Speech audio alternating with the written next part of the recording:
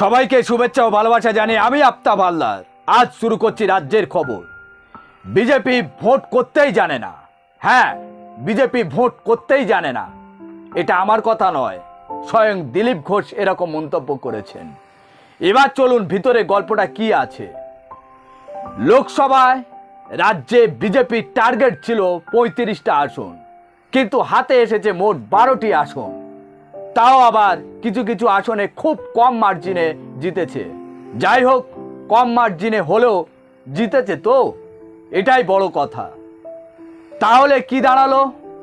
2019-এ ছিল 18টি আসন, আর 2024-এ 6টি আসন কমে গেছে। লোকসভা ভোটে এই রকম খারাপ ফল নিয়ে ফের বঙ্গ বিজেপির নেতৃত্বকে নিশানা করলেন দিলীপ ঘোষ। এক বিজেপির অভিনন্দন সভায় মঞ্চ থেকে সরাসরি বিদ্রোহী সুর বেরিয়ে এলো দিলীপ ঘোষের গলায়। তিনি বলেন, আমি সংগঠন করতে জানি, আমি আন্দোলন করতে জানি, আমি ভোট করাতেও জানি। এই কথা শুনে গেরুয়া শিবিরের অন্দরে ব্যাপক আলোড়ন শুরু হলো। দিলীপ ঘোষকে সরাসরি সমর্থন করছেন ব্যারাকপুরে বিজেপির টিকিটে পরাজিত প্রার্থী অর্জুন সিং। তিনি বলেন, ভারত মাতা কি জয় বলে স্লোগান দিতে পারেন অনেকে, আবার মিছিলও করতে পারেন অনেকে, কিন্তু বিজেপি ভোট করাতে পারে না।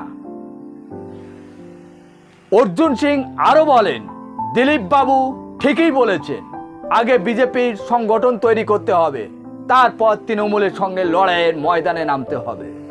বিষ্ণুপুর লোকসভা কেন্দ্রে টানা 3 বার সাংসদ নির্বাচিত হয়েছেন সৌমিত্র খাঁ। তার অভিনন্দন সভায় যোগ দিয়েছিলেন দিলীপ ঘোষ। ওই সভা থেকে দিলীপ বাবু বঙ্গ বিজেপির হার নিয়ে একরকম ক্ষোভ উগরে দিলেও তার গলায় ছিল আক্ষেপের সুর। কারণ তিনি নিজেই বহুদিন ধরে পার্টি করে এসেছেন এবং নিজের হাতে সংগঠন তৈরি করেছিলেন।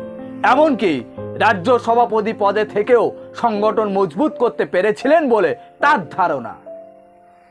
দিলীপ ঘোষ বলেন, 2021 সালে সবাই বলেছিল বিজেপি এবারে সরকারে আসবে, কিন্তু তা হয়নি।